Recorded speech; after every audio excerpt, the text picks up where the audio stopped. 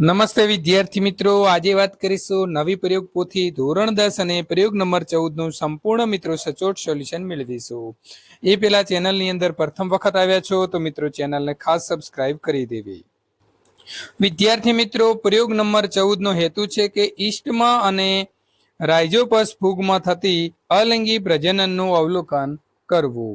તો સાધનોની વાત કરીએ તો આવશે કસનળી, cotton plug, cover slip, slide, microscope, dropper.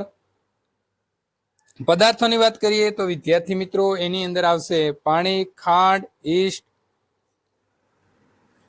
Powder, પલાળેલા બ્રેડનો ટુકડો। ઈસ્ટમાંથી અલિંગી પ્રજનન જે છે તેની જો આપણે વાત કરીએ તો મિત્રો તમે જે અહીં જોઈ શકો છો આ પ્રકારે તમારે આકૃતિ અહીં દોરવાની રહેશે। પ્રયોગ પદ્ધતિની જો વાત કરવામાં આવે તો કસનળીની અંદર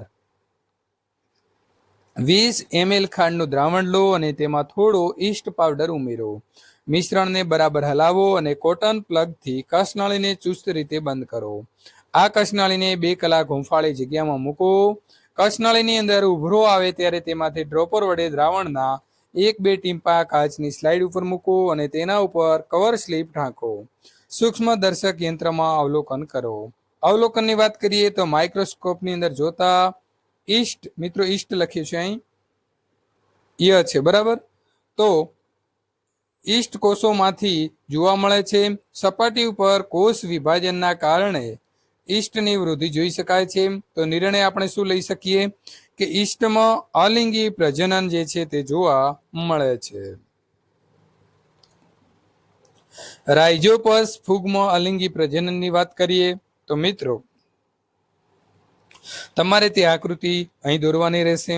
પ્રયોગ પદ્ધતિની વાત કરીએ તો પલાળેલા બ્રેડના ટુકડાને પેટ્રી ડીશમાં મૂકો। પેટ્રી ડીશને 3 થી 5 દિવસ અંધારામાં ભેજવાળા વાતાવરણમાં મૂકો। બ્રેડના ટુકડાનો વિપુલ દર્શક કાચની મદદથી અવલોકન કરો।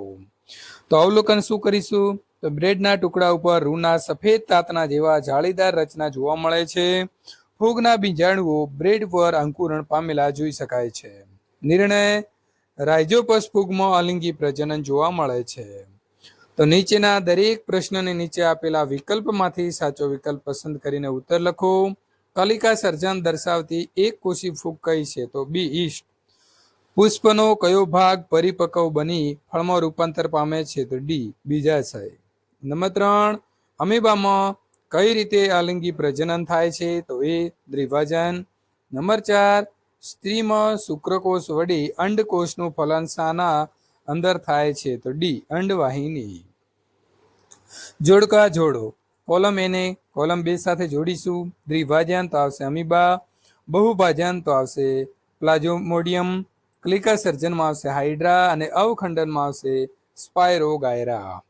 વિદ્યાર્થી મિત્રો, પ્રયોગ નંબર 15 નું સોલ્યુશન મેળવવા માટે અહીં આપેલી એન્ડ સ્ક્રીન ઉપર ક્લિક કરીને અહીંથી તેનું સોલ્યુશન મેળવી શકો છો।